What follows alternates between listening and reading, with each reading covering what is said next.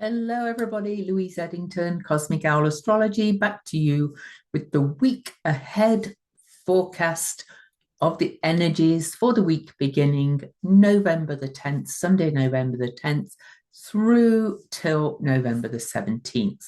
I am going to share the chart. Let me get that up. And then I'm going to shuffle as I go through and look at the energies. And I will be pulling some cards as well for you um, as usual. So the week begins. Now, this is the transits for November the 10th at Sunday, 12:01 a.m. And I can't help noticing that this is on Donald Trump's Mars. But anyway, I did that whole video with Kathy Beale and Andrew Brewer, and we think the election story is not over yet, but you can go and watch that if you're interested. And when I say not over, we just mean there's more to come out, more to change, more chaos, more disruption. Both of the candidates' charts and Musk's chart were affected by it. We didn't look at all the charts. We actually forgot to get to Joe Biden. Maybe we need to do another one. But anyway, we begin the week. So we begin the week with the moon in Pisces. I am actually going to look at a couple of the lunar aspects for this month or for this week, even though I normally don't. They're normally just for my paid Substack subscribers, but I think they are very big, significant ones. Not all of them, of course. So we start the week with the moon in Pisces, waxing to a full moon. We have a big full moon on November the 15th. And so we have the full moon this week. And so there's a lot to talk about that. But I do want to mention, oh goodness, I actually forgot to get up something that I wanted to share with you. Silly me. So I wanted to share about occultations, and I just wanted to be sure of something. Oh my goodness. Oh, here we go. Here's the link that I'm looking for. I think it's in here. One thing I have been forgetting to mention to people is that both Venus and the moon were out of bounds on election day. So I'm going to check if they're still out of bounds as well. But then I'm going to talk what other things we begin this week with. And I wanted to mention, first of all, occultations. So we are in 2024, of course, and we are in that month. And just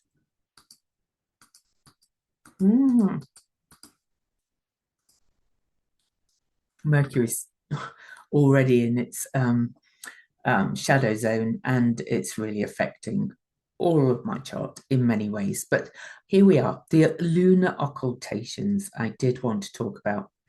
And so on the 10th of November, and I wanted to get the site up because, yes, it is visible from the Americas. You might actually get to see this. So back to the chart. The only major aspect that we have on that first day is the moon has moved into Pisces and is going to occult Saturn. Now, the moon has been occulting Saturn and Neptune nearly every month this year, which is really not very common at all. But this one is happening on this first day, on November the 10th, as we approach Saturn's station direct, which is happening on the day of the full moon. Now, this lunar occultation of Saturn is happening on Sunday, 10th of November. It's happening at 10:32 a.m. Oh no, that's sorry, hang on. No, it's happening at 5:32 p.m. Eastern and will last until 9:44 p.m. Eastern in 2 days' time. Now, This will be visible from the Americas. And so that actually makes it more powerful in the area that it's visible from. Having a quick look at what the path of the occultation, and maybe I should get that picture up to show you. It's just a grazing occultation, it's called. Okay.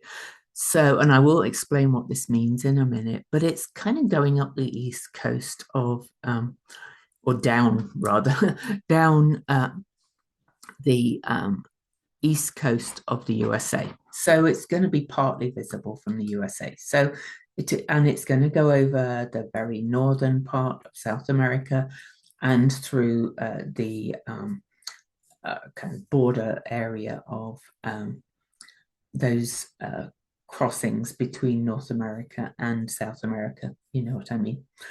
Anyway, an occultation is a big deal. It's and so we'll see the close conjunction from most areas of the world. But what an occultation actually is like an eclipse. And so it's going to actually really, it's the moon is eclipsing Saturn as it stations direct. Now, as I said, the moon has been doing this every month, but not really so close to the stations. So that makes it more powerful. Saturn is about to do a big tide turning thing in the sign of Pisces, oceanic size, sign of Pisces, and is being occulted or eclipsed by the moon, which means the moon fully covers Saturn from our perspective, making it invisible, blocking it out, resetting some energy as the tide turns. I think this makes this week a very big week for tide turning. But it's not only that, okay? So bear with me 1 second. I just want to get my times up. So that actual conjunction or occultation is exact at 8:39 p.m. Eastern at 12 degrees 42 minutes, which means that Saturn has moved back 1 minute to that occultation. But then the very next day, so let's go, that's the only aspect. But before I do, let me check those outer bounds. Clearly the moon's not out of bounds, but Venus is still out of bounds. So I did want to mention that Venus is out of bounds, acting erratically or acting eccentrically. And Venus is at the end of Sagittarius on the galactic center, pretty much just past it. It's the galactic center is 2707, still in square to Neptune.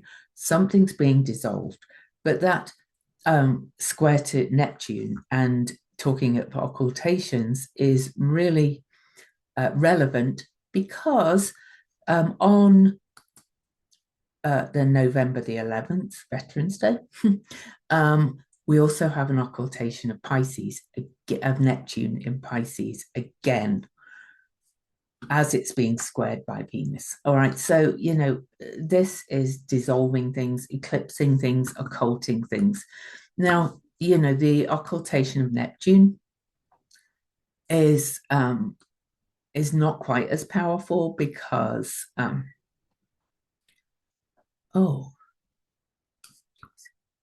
sorry. This site loves to jump around. Okay, search. Because Neptune is not stationing at the same time. But to have them both with major aspects to them is pretty big as well. So on Monday, the 11th of November, Veterans Day, at 17:55 p.m. PST, which is, 5:55 p.m. PST or 7:55 p.m. Eastern time, the moon will pass in front of Neptune, but that's also visible over the US.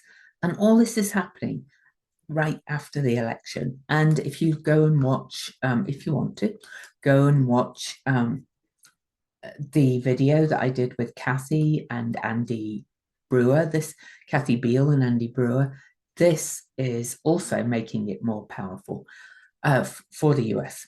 So it's going to be visible from Canada, Eastern Canada, the contiguous United States, Greenland, Mexico, amongst other places. The path of it, the path of Neptune goes right over the US. And that's going to clear some clouds. That's going to be like a reset, heading towards that full moon. Things are going to start becoming clear and being we're going to start seeing and bringing in new truth from Venus in Sagittarius on the galactic center, from the center of the galaxy, about values, about money.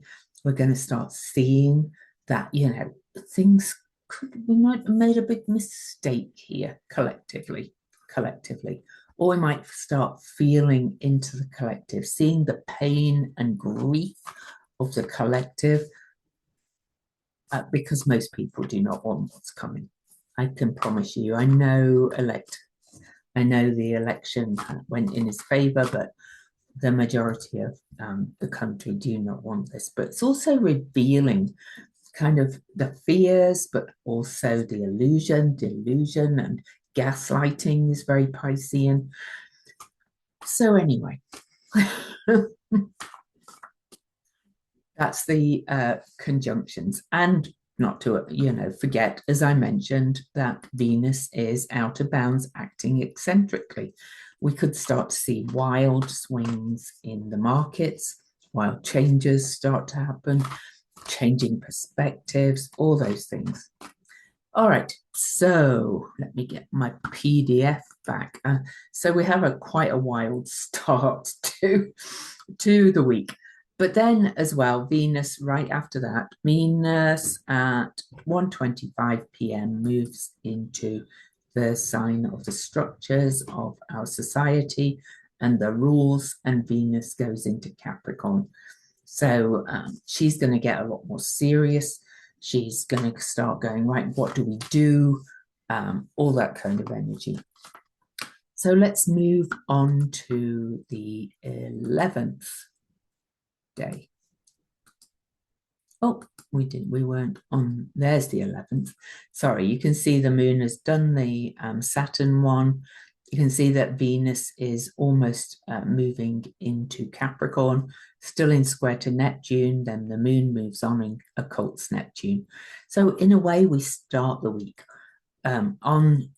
late on the 10th, on Sunday and into Monday, Veterans Day, with 2 eclipses, occultations, but one with Saturn stationing, one with Venus square Neptune. I think we're going to, the kind of clouds are going to start dropping from people's eyes, and people are going to start getting reality checks and say, oh, holy shit, what do we really do now? All right, so on to the 12th.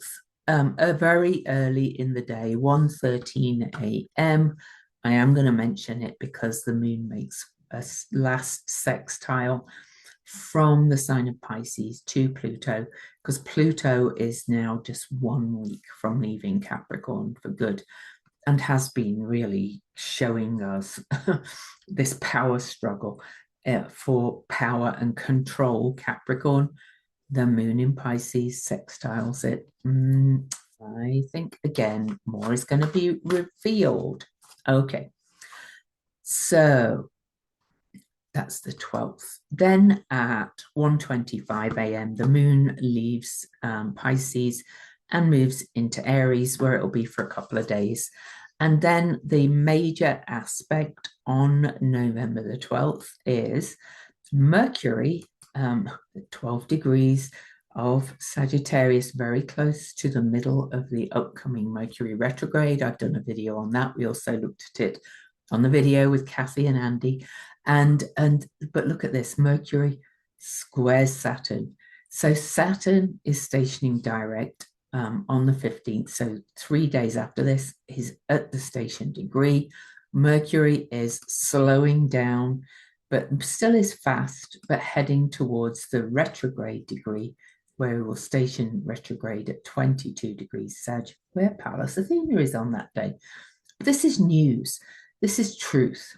Mercury in Sagittarius is big truth teller, and it's also about justice and so on.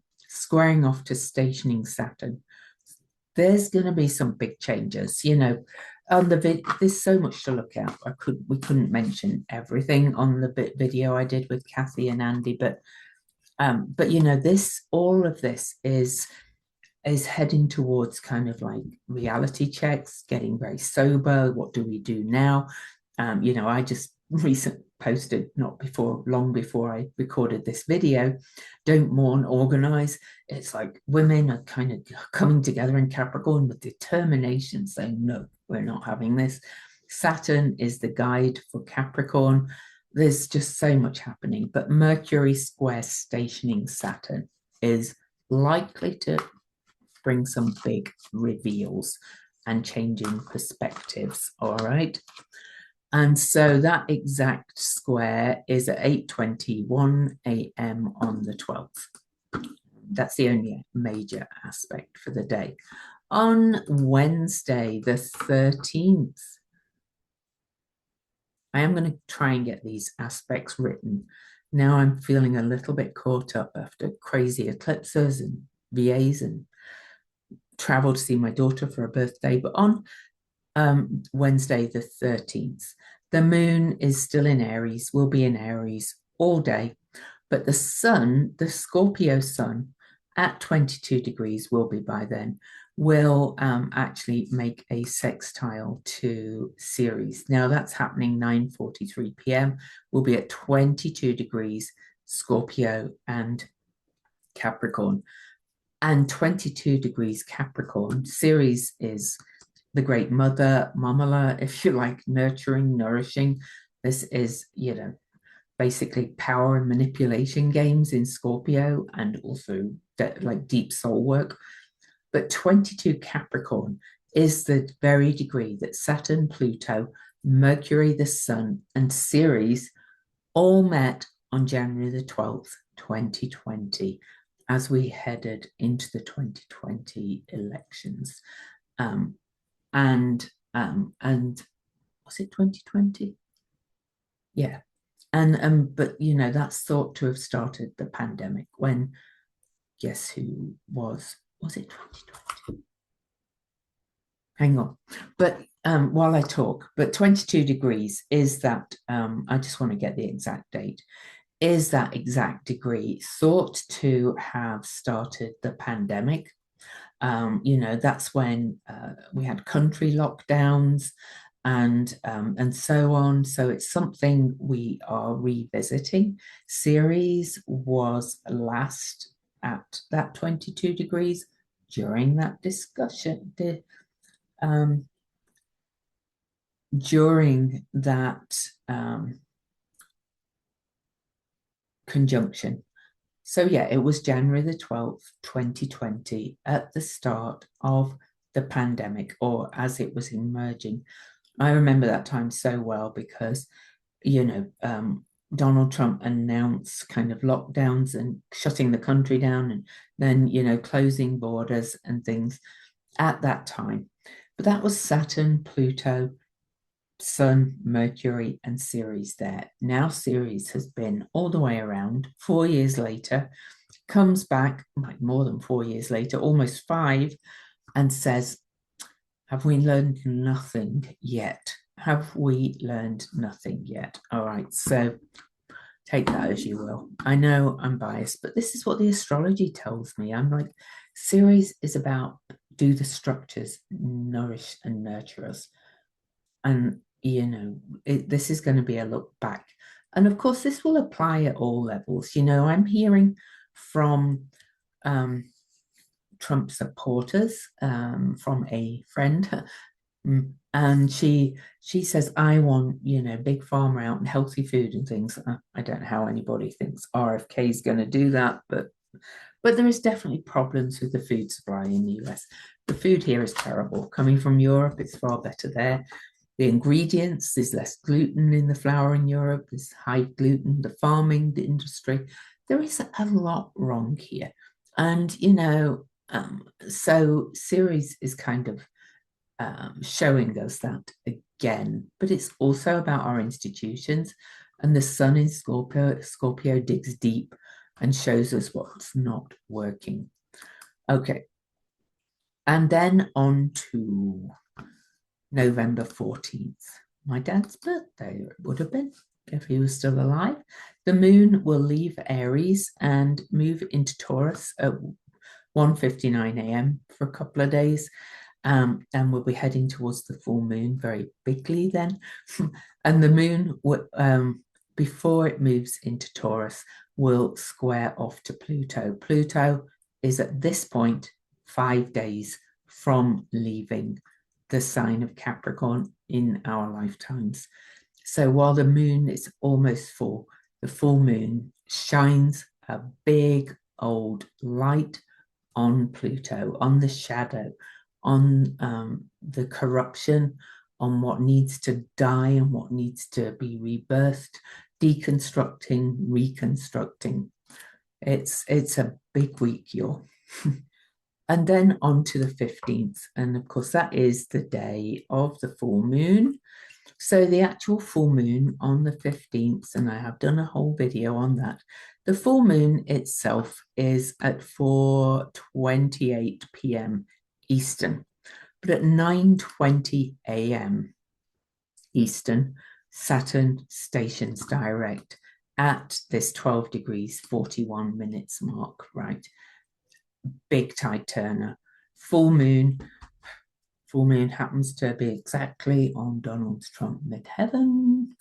But it's turning the tides. Now, which way will it turn? Full moons on a midheaven are generally not great. Plus, the full moon is conjunct Uranus in Algol. Apparently, Donald Trump has, I'm recording this on Friday the 8th, Venus Day. Apparently, he's barely been seen anywhere, and he's not been tweeting or truthing or whatever you call it since he was announced the winner of the election. I did see a report that he and Elon Musk were on a call with Zelensky. Now, what on earth is Elon Musk being on? But anyway, that's a whole other kind of realm.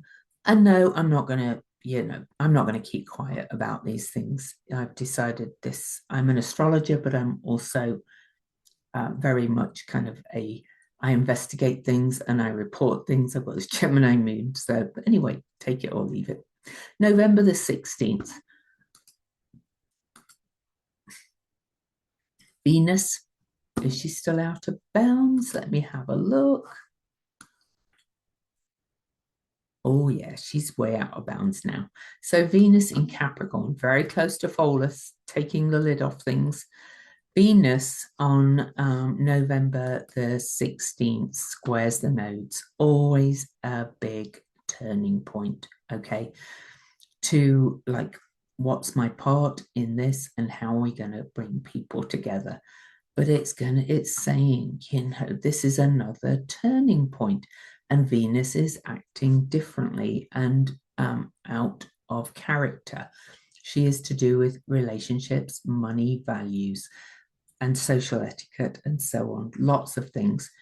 But there's something going to be done or coming out very much so under this full moon. Because yes, this is the next day, but there's one of many changes and turning points this week. I think any square to the nodes is a big turning point. And now, after the square to the nodes, Venus and the North Node will be moving towards each other.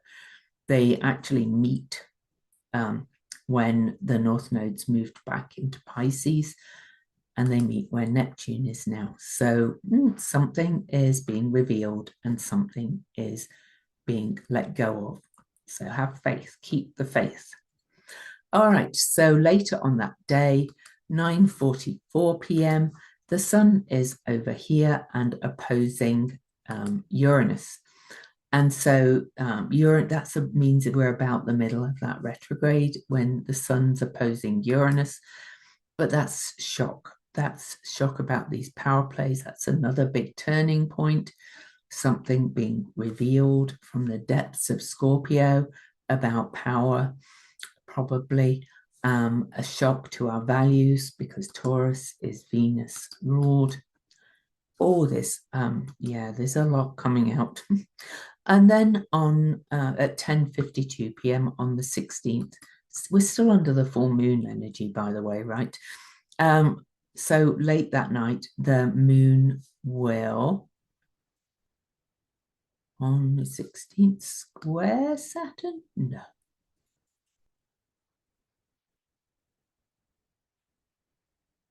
November 16th.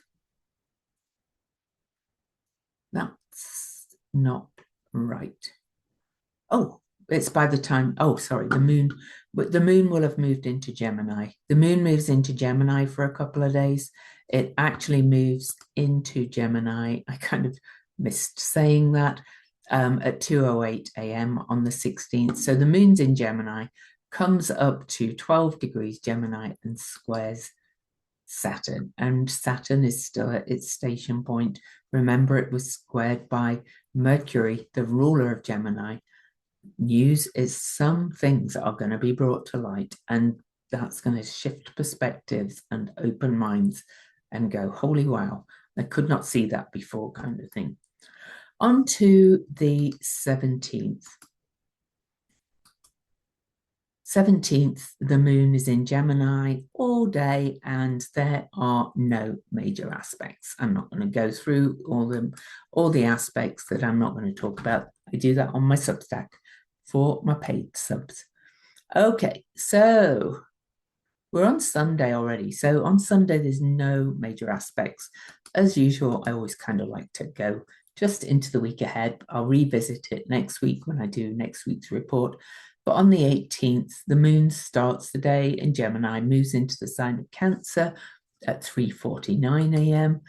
Venus is still out of bounds. Yeah, is conjunct Pholus. More things coming out. But why I think things are going to come out big time at the end of the week and beginning of next week is that Mercury opposes Jupiter, and Mercury is the guide for Gemini. This is big, big news.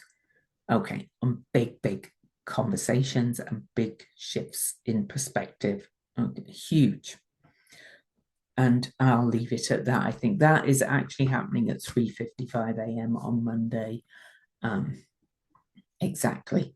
It's with Jupiter being retrograde, it's revisiting something coming out from before. Oh, what a full moon week. Watch this, watch the other things, but this election story and how it affects the world is not over yet. All right, so we're going to pull some cards.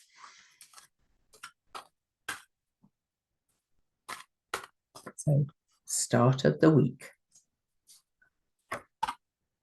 Ooh. Ooh. Camera's doing stuff in behind the scenes. I really do. Okay. Right. I want to get my Anjali's Aryan book. I think I remember all her quotes by now because I've used it this many times. The Tarot Handbook that I love that goes with the Thoth deck. I must buy Crowley's book himself, though. It's so expensive.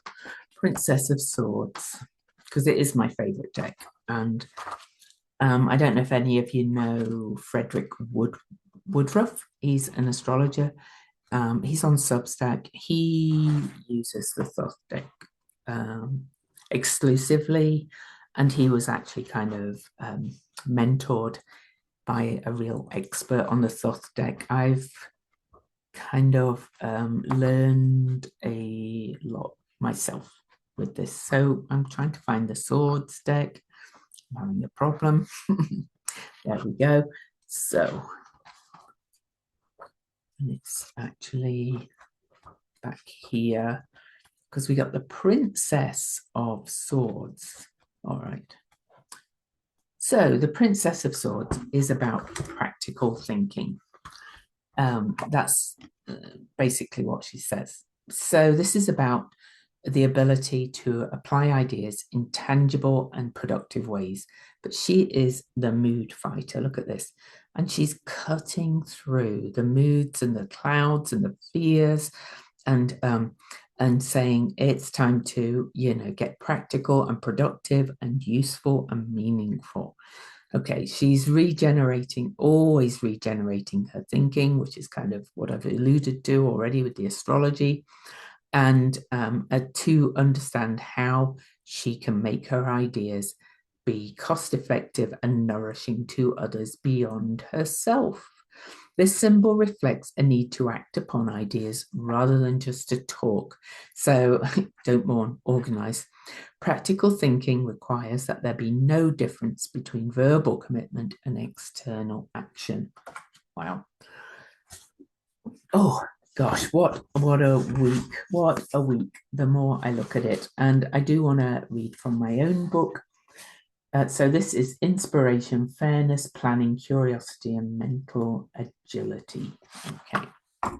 Right then, the next card that we get royal cards here. So I'm just going to get to the page but this is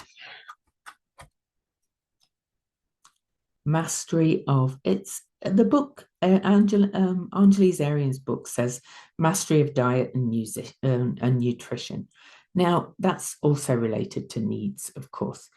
But this is the Queen of Discs who builds new worlds through diet and nutrition.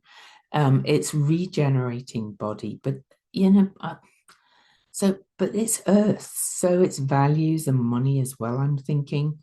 And Capricorn, the goat, and Aries, the ram, she pioneers a stable diet in all areas of life for meeting our needs, mind, body, and spirit, I'm going to say. So that's, to my mind, a real call to make sure that you are meeting all your needs so that you have the strength to do whatever you need to do.